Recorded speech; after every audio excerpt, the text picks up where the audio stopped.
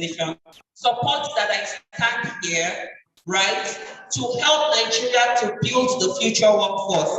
And when you're talking about the future workforce, you're not talking about working for somebody else alone, but you in your own business, you are also going, what types of skills and what types of mindsets do you want people to come into your business with? And what type of mindset are you going into other businesses with? You have to start thinking value at every point in time. How are we amplifying value? At every point in time, how are we using the tools we have to get more? And that brings me back to this story about the Qatar people. So they talked about mobility.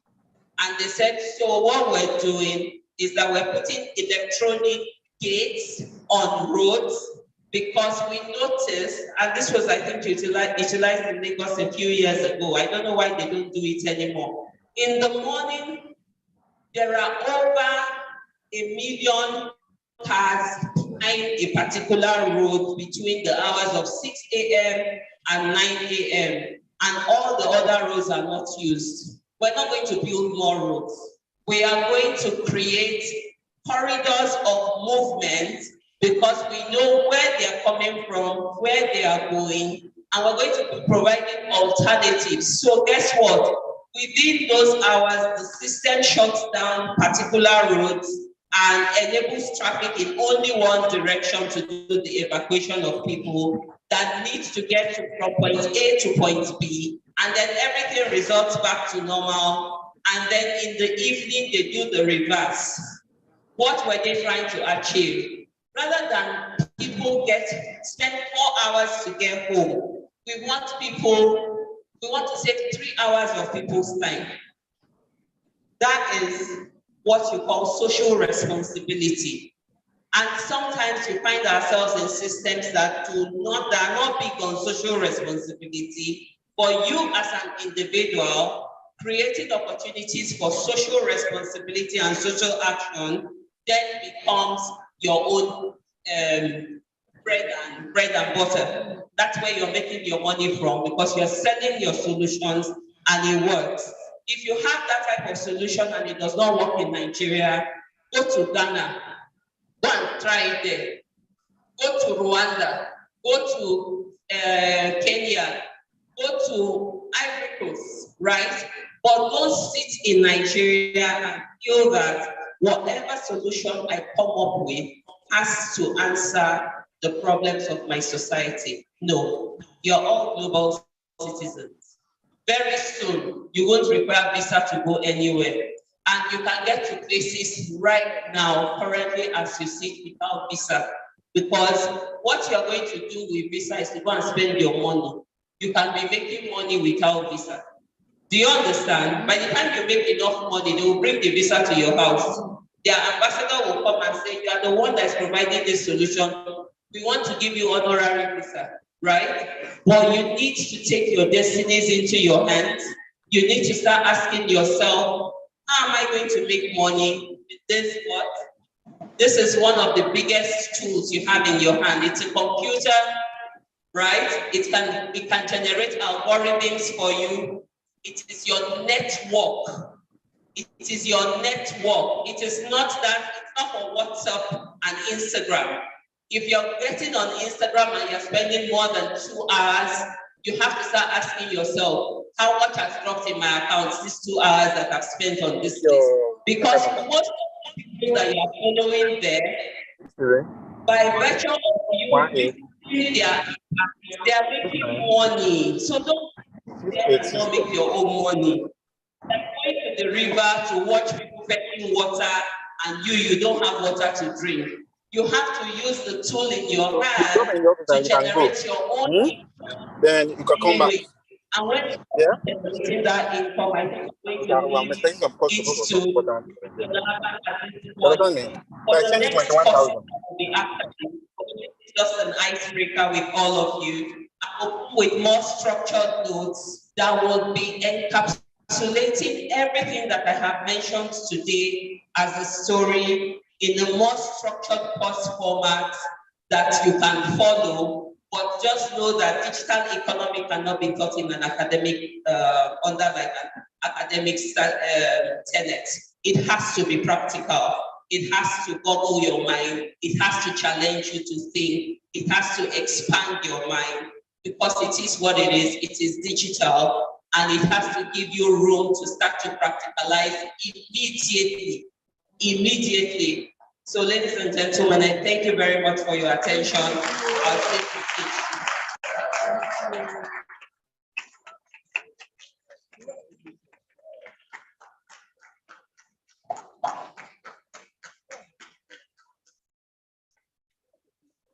Please, can we give another round of applause? It's been quite stimulating, exciting, and interesting. I think she did a very good job. We are all proud of her, right? Thank you so much. You see, the beauty of our presentation is, one of the beauties of our presentation is in her acting on something I told you last week. I told you that part of the requirement for passing this course that we are going to have something called Entrepreneurship League competition. And she did mention that you can divide yourself into groups where you think of new team, value you can create. So what we are doing with that Entrepreneurship League competition is that you do this within the confines of your discipline. If you're in medicine, if you're in surgery, if you're in pharmacy, whatever, then think of something you can do that will be value. And then so you write it as a business plan. At the end of the session, we are going to collect this business plan and assess you. That's one of the key things in this course.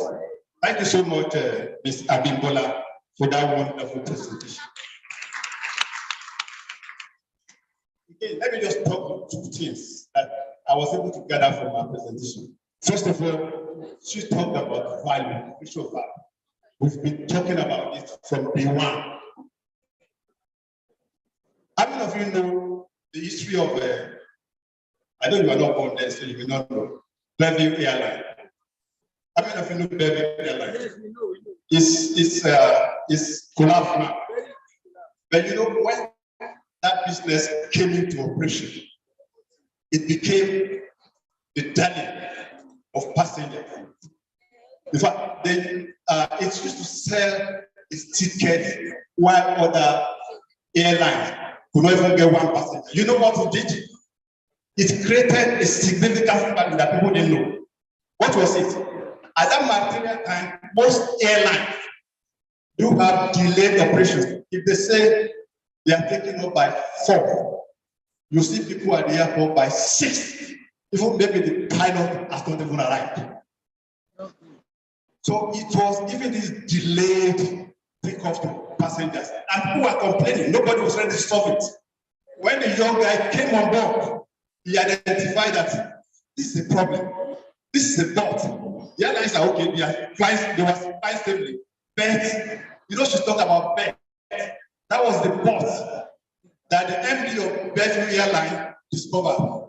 And it decided that if the airline says they will be taken up by 4, it will be 4. And a minute beyond 4, they will not do that. And you know what he did? At the point in time, the airline was supposed to take off by a particular time. 5 minutes to that time, the MD called the pilot that please wait. You will be going with the flight. The pilot said no.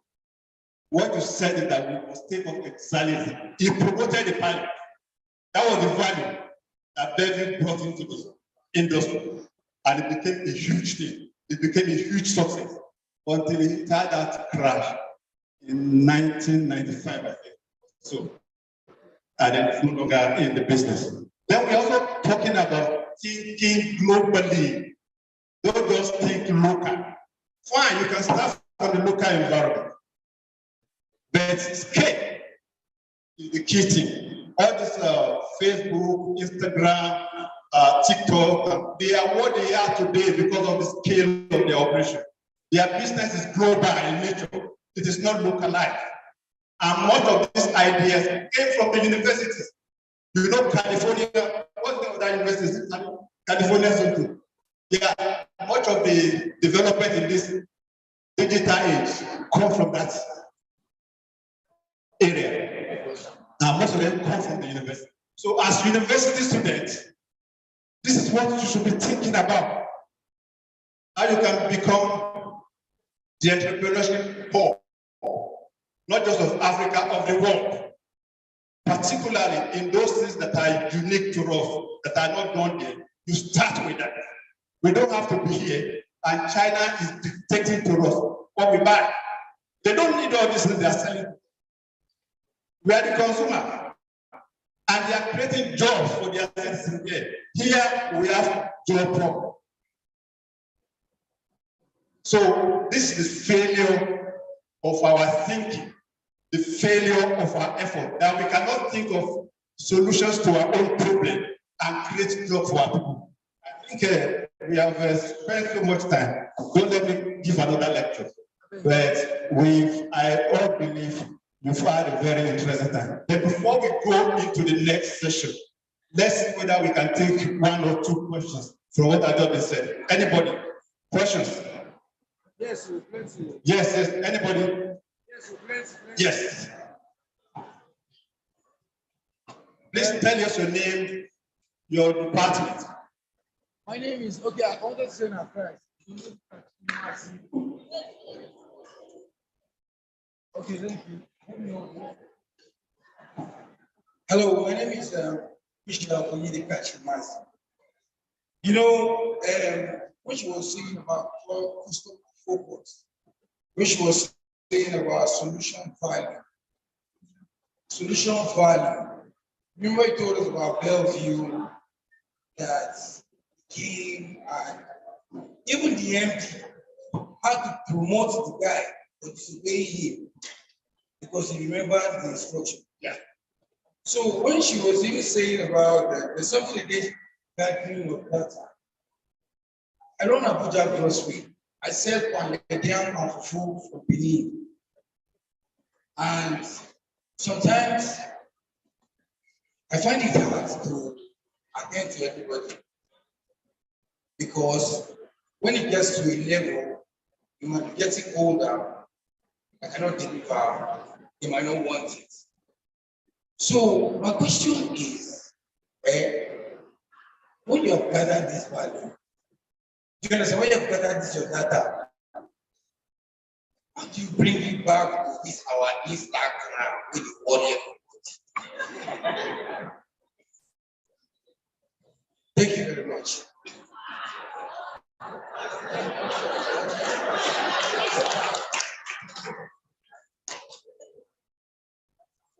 Hello. Yes, that's a very good one. I just want our resource person to take note of it before she responds. Any other person? Any other question? Any questions? Yes, thank you so much. The lady.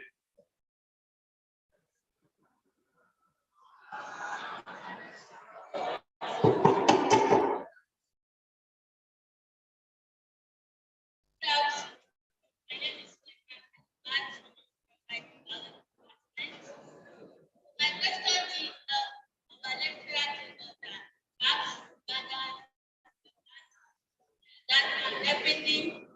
So in this country,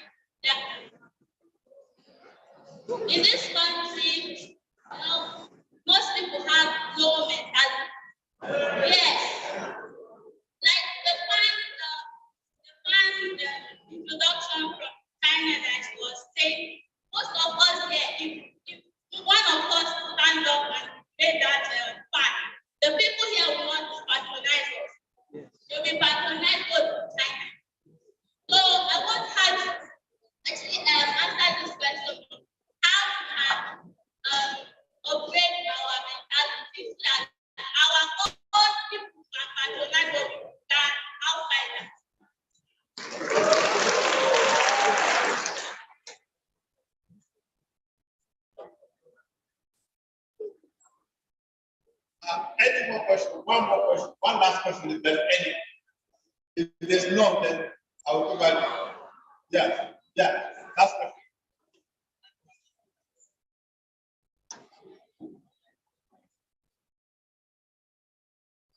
Good afternoon, ma'am.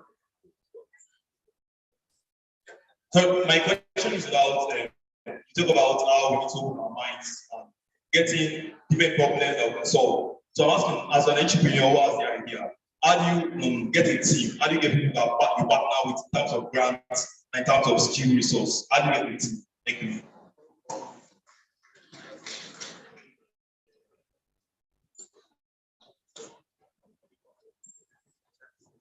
Thank you.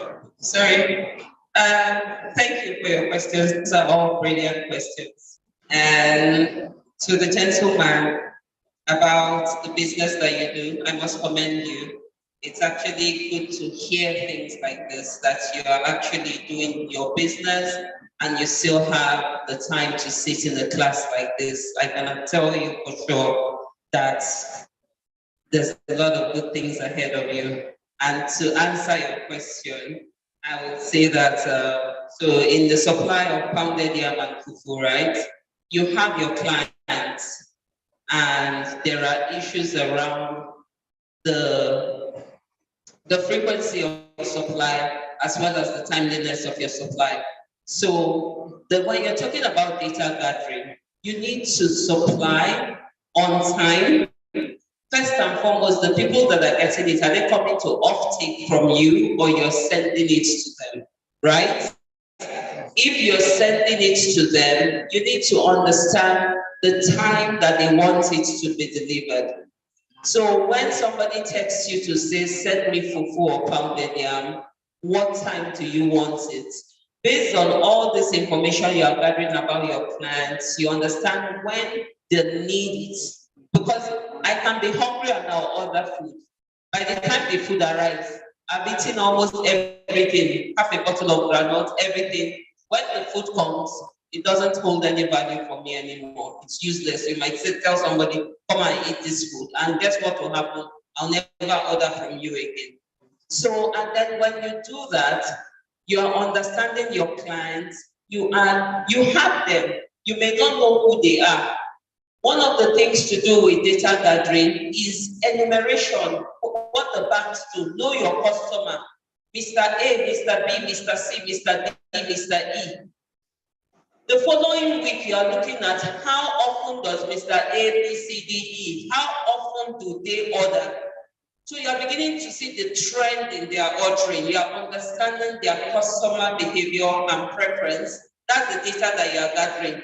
Tomorrow, you come on Instagram and you tell him, Oga, if you want it, go to my Instagram page and put in your order.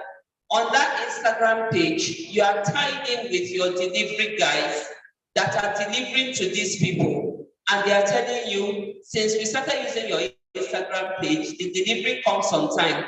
And then one of the things you also eliminate is human contact, where they can explain to you that I don't have that money today, can I give you tomorrow? Because on Instagram, it's pay before service. Or you know, if you tell your customer face to face, pay before service, what does it constitute? Insults. You lose the customer.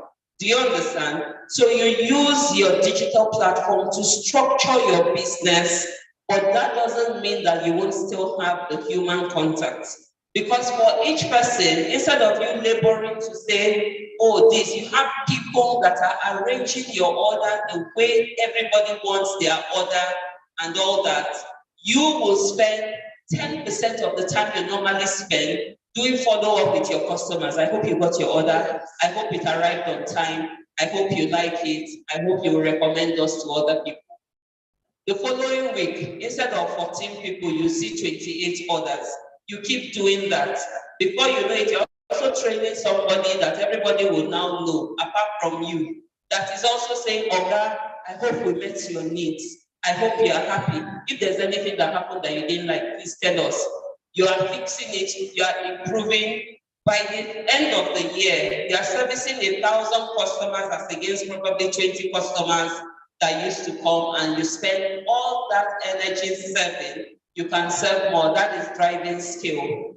That is driving skill. Before you know it, about pounded yam and fufu, you are supplying rice, beans, oil, every other thing. Because as they are telling you that they are liking it, they are also saying, if only you could start bringing, dry fish.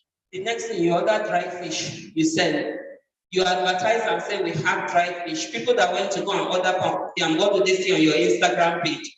They also have dry fish. Before you know it, pounded yam is the business that is even supporting the dry fish business, because all of a sudden you have become dry fish merchant, and you yourself didn't even realize that that was your calling, as we say in Nigerian parlance. Thank you very much. I hope that clarifies. So the second question, fantastic question, is I don't know. I'm so moved by this class because I look around and I just see bright faces.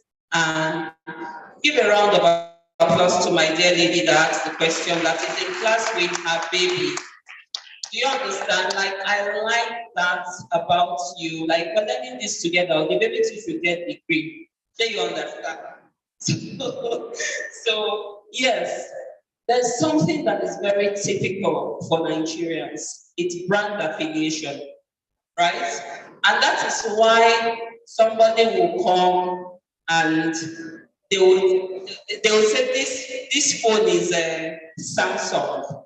When you go to the market in Nigeria, you will see something that looks exactly like this, but it will be Samsung or Samsung. Do you understand?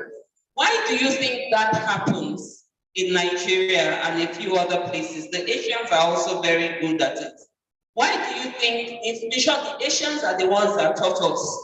But if you go into the history, right, of Asia, and we Nigerians, we have something. We are brand spoiled. If you look at Nigeria, if somebody is not driving a Toyota or a Honda, then you are not even middle class. So, and if you are upper class, then you have to be driving the BMW or Mercedes Benz. And what again? How many people drive Ford? How many people drive Chrysler? How many people drive Taoshi, a brand of car that is made in Korea that nobody knows anything about? Even if that is what you can afford, you'll be like, God forbid, as I'm driving on the road, who will recognize this car? Do you understand? Have brand affiliation. Now, brand affiliation is a problem that anybody sitting in this room can tackle and make money. How can you do it? A brand in Canada that came out, and guess what their name was? It's one of the biggest selling in Canada.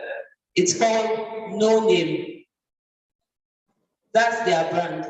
No Name. And they are what? Is like one of the biggest supermarkets in Canada. In fact, it is actually funded by the Canadian Superstore, which is like the biggest Iban or the biggest ShopRite. And they have a chain of stores. Everywhere you go, in any city, they would have maybe 20 or 30 of those stores. But their brand is called No Name. Because I guess they got tired of fighting with, if we make Kellogg's and we say Superstore Kellogg's, they will not buy it because people want to buy, even me, I'm making the same mistake. If we make cornflakes, people are in the store. If it is not Kellogg's cornflakes, it's not cornflakes. To the point that Kellogg's from abroad has come to start making local NASCO cornflakes, and they're calling it Kellogg's in Nigeria. This is the problem that you are seeing. That is why when you make the hand fan in Nigeria, nobody wants to buy it because they feel that it's better and the better ones are the imported ones. We need a mind orientation. And how do you begin to tackle that mind orientation?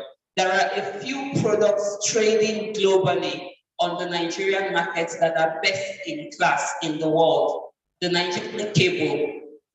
All over Africa, anybody building their home buy the Nigerian cable. This cable, that you see. Papa, thank you. Nigeria's is the best, not because of brand, but because of durability. They have tested it. The materials are good, right? The coating is good, the everything is very good. When you amplify quality over pricing, right? And when you operate in an environment that enables you as an entrepreneur, how does the environment enable you as an entrepreneur? As an entrepreneur, your highest of production at every point in time is electricity. Electricity is expensive. When government begins to put policies in place to support you, so that probably in the first year of you producing, making your product, you can get maybe your electricity supply at a discounted rate or over a particular year. Do you understand where it is like, what can I do? What are the incentives for me? Government needs to sit down, look at these problems that are our realities, and create incentives that will help you to beat the competition. How do they do this? A lot of the components that you need, we don't have the expertise to produce them. But guess what? They will allow the fan to come in, but they won't allow the components to come in, because once you say you want to import the components, Nigerian customs will say it has this HS code and you have to pay tariff. So there has to be something done by the government, unfortunately, to help to drive industrial scale for small scale industries such as the one you mentioned. And not only that, you have to create a product that is a better version than what your current competition is, with the edge that your competition is in your hand. You can see it, you can decouple it, you can say what exactly is in this thing. In fact, we're going to make exactly the same thing and add one or two other things, right? Or even remove one or two other functionalities that are just there, redundant. Like a lot of times, you go with power bank. How many of you have used it? Touchlight on your power bank? You don't need it, because always using the touchlight on your phone. So you have a lot of redundant components put in different products that you can actually say, you know what, I just want to simplify this product and it will make me competitive in the market, and then people can buy it. But you need to raise your ante when it comes to quality, because apart from brand and place of it is created, quality is what speaks for any product. And lastly, for the question about getting your team together, a lot of times we want to do business with what? Everybody, first and foremost, when you want to do your business, it is what? You always think friends and family. No. No. It is the wrongest thing to do, because that is why majority of the businesses will scatter. You need people that you are aligning with in terms of growth, economic growth. They may not be your friends. It may be somebody, a boy sitting in Israel today that is thinking, I want to make an impact. And you have to find yourself operating in those networks where you can find people with aligned goals, like LinkedIn, like the Entrepreneurs Network, like Tech Circle, right? You don't know anybody from anywhere, but if you join Tech Circle, you might find somebody that you're like, I like her idea. It sounds like what I want to do. Then you go and talk to her, and she's like, I've been waiting for somebody to partner with. What is pulling the two of you together is business. We have to stop being cheesy about our businesses and about our economic growth. Sometimes it takes it to be as simple as, this is my business partner. Did you know him as a child? No. Is he from your tribe? No. Is he the same age as you? No. It doesn't have to be along those metrics. You have to focus on your focus, as they say. I want to make money. I want to make an impact. I find somebody with the right type of energy and vibe that shares in my goal. Those are your team members. Those are your family when it comes to making money. And I hope that clarifies. Thank you very much.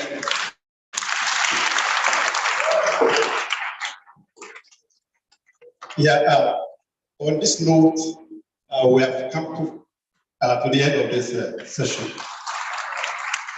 Now, next week is another date. The problem that's happened with respect to the constitution of whether it's group A or B will be resolved during the week, and the deputy director will communicate to you before the weekend. So please, if you are going out now, you go through the back door, all of you. Have a nice day.